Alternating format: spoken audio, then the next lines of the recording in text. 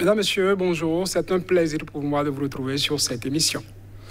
Le 19 juillet dernier, un passager à destination d'un pays européen à partir de l'aéroport de Cotonou au Bénin, selon plusieurs sources, a été arrêté. Son nom, Sunday Adeyemo, plus connu sous le nom de Sunday Igboho, très recherché par le gouvernement nigérian pour détention et trafic d'armes, incitation à la rébellion. Le séparatiste nigérian, présenté au procureur de la République, c'est désormais pour association de malfaiteurs se préparant à commettre des crimes au Bénin que Sunday Igboho est poursuivi. Plus par le Nigeria, qui attend son extradition, mais par le Bénin qui, selon nos investigations, n'avait aucun grief contre lui jusqu'à son arrestation. Que comprendre de cette détention et la poursuite de l'activiste séparatiste nigérien au Bénin? Une poursuite qu'on pourrait dire une parade à l'extradition de l'homme d'Igboho. Sur l'entretien du jour, nous recevons un de ses avocats, Maître Malik Olusegun Falola. Bonjour. Bonjour, cher ami.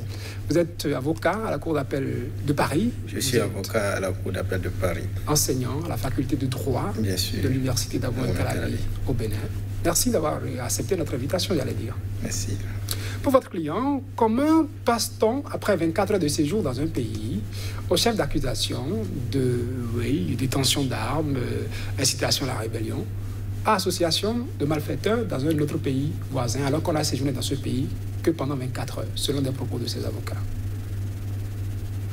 Les accusations relèvent du parquet et le parquet est autonome dans son enquête pour pouvoir accuser à l'issue des enquêtes des fonctionnaires de police pour pouvoir accuser un présumé, un prévenu.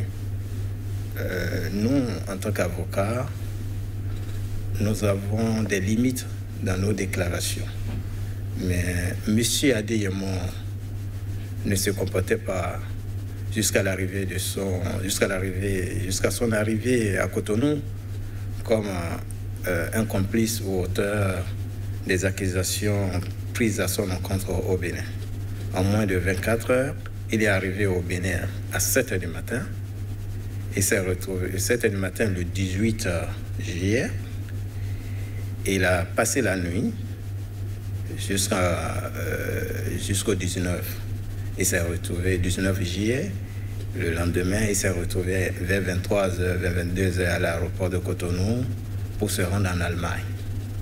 Donc, lorsqu'on accuse quelqu'un d'avoir commis des crimes contre les biens et des personnes, puisque je fais partie de ces avocats, je l'ai assisté devant le juge d'instruction. Donc, le Bénin l'a accusé d'avoir commis des crimes contre les biens et des personnes. Alors que pour la première fois, il s'est présenté devant le procureur, on l'a accusé. On lui a notifié les raisons pour lesquelles il a été arrêté au Bénin. Quelles étaient les raisons poursuivies par le Nigeria? Oui, telles que les raisons qui ont des rapports avec des infractions politiques, telles que avoir organisé des mouvements politiques pour déstabiliser le pays, trafic des armes, vous voyez. Ce sont des infractions politiques. Mais c'était le lendemain de son arrestation.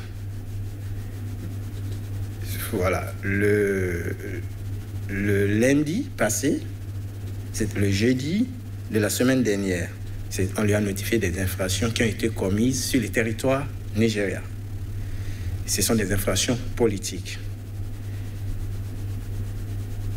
Et le lundi dernier, devant le juge d'instruction, pour la première fois, on lui annonce encore, on lui notifie les infractions qui ont été commises sur le territoire béninois, relativement des infractions intitulées crimes contre les biens et des personnes sur le territoire, sans avoir précisé la date et le lieu sur le territoire béninois.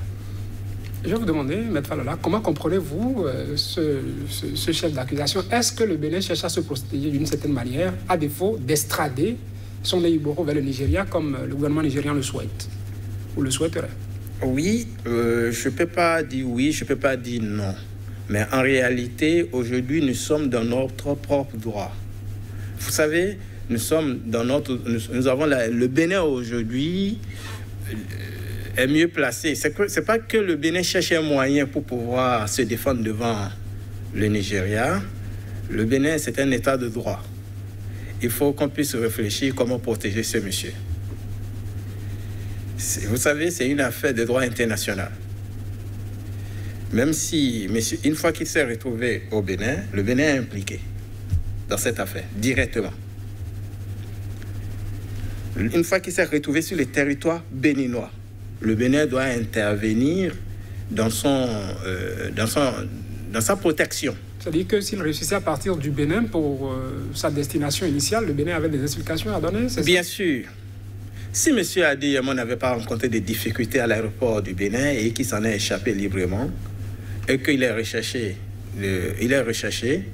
par le Nigeria, et que le Nigeria apprend qu'il est passé par l'aéroport du Bénin, on nous pose cette question, nous allons dire que nos forces de sécurité de l'aéroport n'ont pas pu mettre la main sur ce monsieur. Donc, son contrôle nous a échappé. Parce qu'il n'y avait pas d'avis, un mandat d'arrêt international d'Interpol, par exemple. Où est-ce qu'il y en aurait? Bon, dans le dossier, moi, je n'ai pas pu fouiller le dossier puisque la justice ne nous a pas permis de fouiller le dossier, le dossier de Adéyémon le lundi dernier. Donc, les pièces essentielles qui justifient son arrestation partout au monde, nous ne l'avons pas sur la main. Je me demande s'ils vont me dire le contraire. Mais M. Adéyémon, pas une déclaration de la police nigériane, a été déclaré recherché chez lui. Est-ce que c'est suffisant pour qu'on puisse l'arrêter au Bénin? Je me pose la question, puisque nous sommes dans un État, les décisions d'un État étranger ne lient pas un autre État. Il va falloir qu'il y ait des préalables à faire afin que cette décision soit applicable sur notre propre territoire. Voilà. Donc, pas une déclaration de la police nigérienne et non un tribunal nigérian. M. Adéyémon a été déclaré recherché. Est-ce que dans leur arsenal juridique, il suffit qu'une direction de police puisse déclarer que M. Adéyémon est recherché, qu'on puisse l'exécuter sur les territoires étrangers? Mais nous ne pouvons pas tout dire parce que nous ne sommes pas aux affaires publiques. Les rapports entre le Nigeria et le Bénin, les avocats ne peuvent pas savoir ce qui s'est passé en moins de 24 heures. Peut-être il y a une décision officielle qui a été transmise à l'État béninois, au gouvernement béninois, qui indique que M. Adéyémon a été déclaré recherché avec un mandat d'arrêt. Mais en réalité, cette histoire d'arrestation de M. Adéyémon ne relève pas d'une décision de l'État nigérian qui a été transmise au Bénin.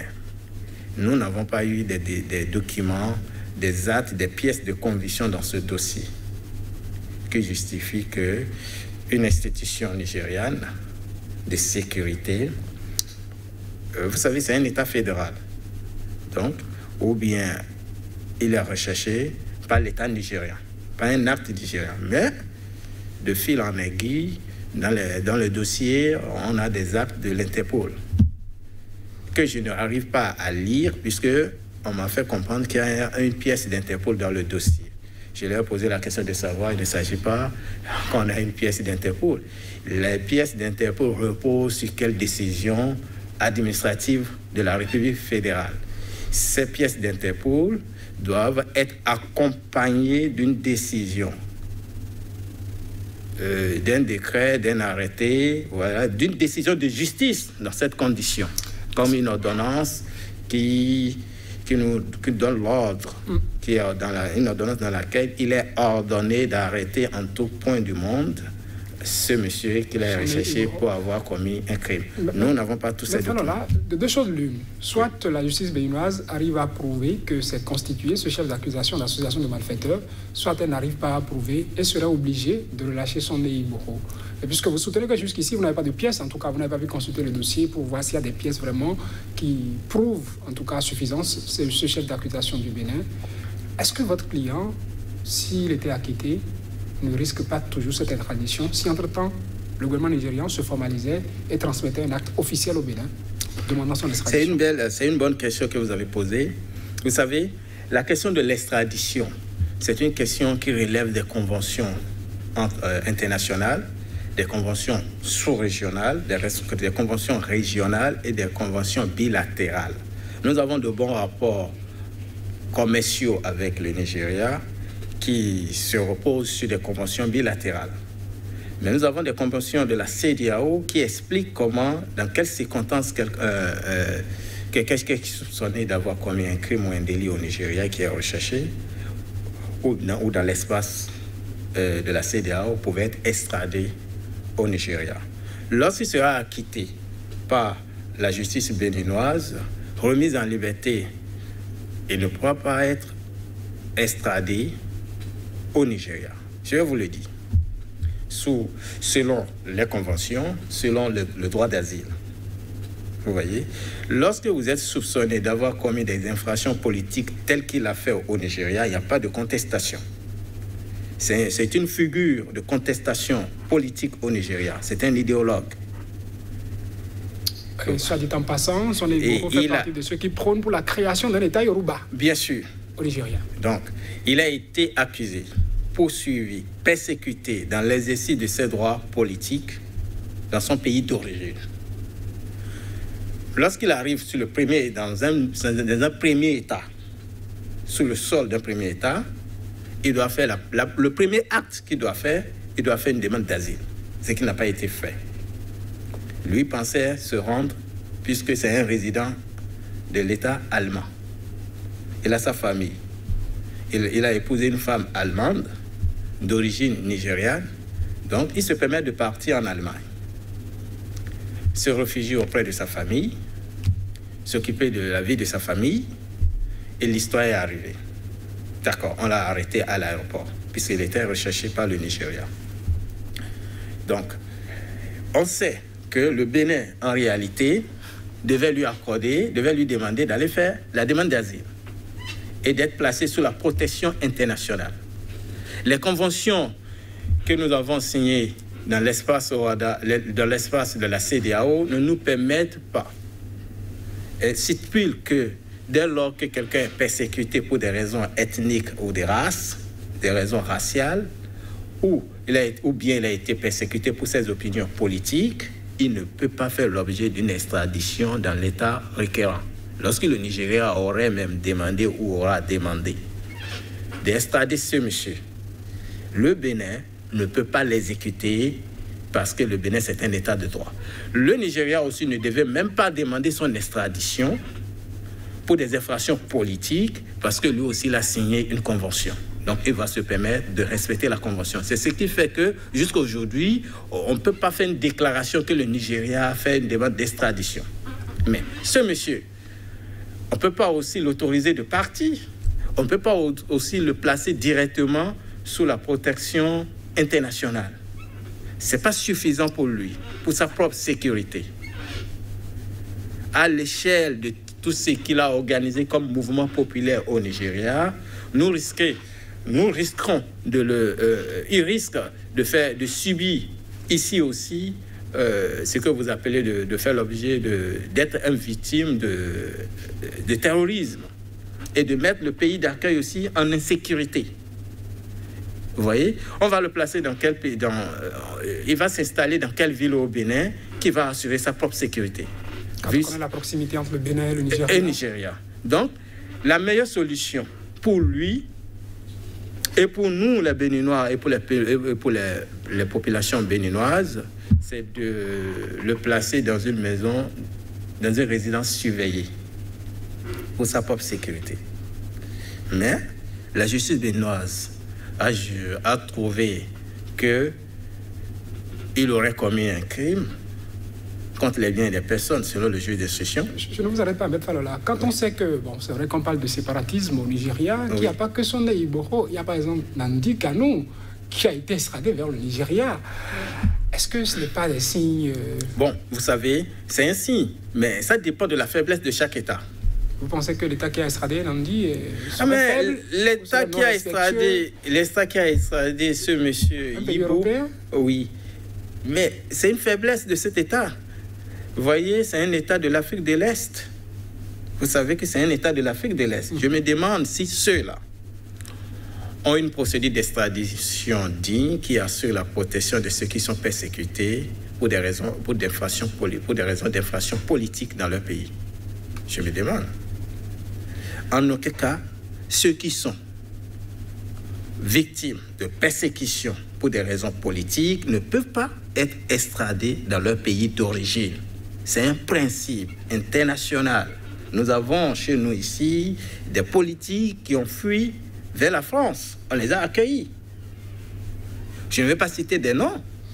C'est une habitude, c'est une pratique internationale. Est-ce qu'à l'international aussi, on ne cherche pas à s'assurer qu'au niveau du pays qui demande l'extradition, tout le mécanisme est mis en place pour que la personne à extrader bénéficie d'une justice, en tout cas d'un procès équitable, avant de chercher à l'extrader, avant de répondre par l'affirmatif ou par oui ou par non? Il y a toujours une crainte. Il y a toujours une crainte. Lorsque Buhari va nous dire que les juridictions nigérianes sont indépendantes du pouvoir exécutif, ce n'est pas suffisant pour autoriser l'extradition. Dès lors que la victime explique qu'elle craint de subir un mauvais traitement de la part des autorités de son pays d'origine, il suffit seulement qu'il s'en exprime, qu'il le dise, c'est suffisant pour qu'il ne soit pas extradé, même s'il n'y avait pas de convention d'extradition entre le Nigeria et le Bénin. C'est ça le droit d'asile. C'est qu'il suffit seulement qu'il s'explique au cours de son audition que si vous me renvoyez dans mon pays d'origine, je serai l'objet de mauvais traitements, inhumains et dégradants. Nous ne sommes pas obligés de lui demander des justificatifs. Nous sommes obligés de croire en la menace qu'il aurait subie dans son pays. C'est suffisant. Mais il y a des questions qu'on va lui poser. Est-ce que vous avez été l'auteur, le premier, une figure des mouvements? Monsieur Adéamon, le Bénin ne conteste pas le rôle qu'il a joué dans ce mouvement de contestation ou bien un mouvement de séparation de l'État nigérian. Il est en tête des mouvements. Et dès lors qu'il s'explique et qu'il dit qu'il craint d'être emprisonné de façon fallacieuse pour des raisons politiques, ou bien dès lors qu'il justifie que sa vie est menacée, nous sommes obligés d'assurer sa protection sur le premier territoire, dans lequel il a été admis. Maître Falola, est-ce que vous ne craignez pas, par exemple, que votre client fasse l'objet d'un deal entre le Bénin et le Nigeria, quand on sait que les relations des deux pays ne sont plus aussi cordiales que ça? On sait que le Bénin souhaite des choses du Nigeria qu'il n'a pas encore obtenu jusqu'ici, fermeture des frontières et tout, ce qui va avec. Et le Bénin détient désormais un homme que recherche le gouvernement nigérien. Est-ce que vous ne croyez pas que sur des accords politiques, votre client soit sacrifié? Vous savez, notre pays, c'est un état de droit. La primauté des droits humains au Bénin l'emporte sur tous nos intérêts de rapports bilatéraux avec le Nigeria. Nous sommes indépendants. Nous allons ficeler des accords. Nous allons faire des deals avec le Nigeria, pas jusqu'au point où un Béninois ou un Nigérien aurait demandé l'asile au Bénin et son droit, qui est le droit d'asile, c'est un droit constitutionnel partout au monde. Ce droit, ça fait partie des droits naturels. On ne peut pas accepter que en échange ou bien l'extradition du Nigeria, de ce monsieur, fait l'objet d'un intérêt particulier, d'une récompense envers le Nigeria. Ce n'est pas possible. La vie humaine est très chère pour les Béninois. C'est une tête d'accueil. Lorsque vous êtes menacé dans votre pays d'origine, vous pouvez demander l'asile dans un État comme le Bénin. Et tout le monde entier y croit. On ne peut pas perdre cet attribut-là. Merci. Pas du tout. À vous, Maître Malik Olusegun Falola. Je rappelle, vous êtes un des avocats du Nigérian, le séparatiste recherché par le gouvernement nigérian, notamment Sunday Adeyemo, alias Igboro, pour ainsi dire. Il est en détention au Bénin depuis. Mesdames, Messieurs, nous sommes déjà à la fin de cet entretien. Je vous rappelle que sur CK TV à la télévision en direct, vous n'avez droit qu'à 13 minutes pour l'entretien du jour. Mais sur notre site et sur YouTube, vous avez l'intégralité des plateaux que nous réalisons ici pour vous. Merci de nous avoir suivis. Merci beaucoup. Merci, cher ami. Je vous en prie. À très bientôt.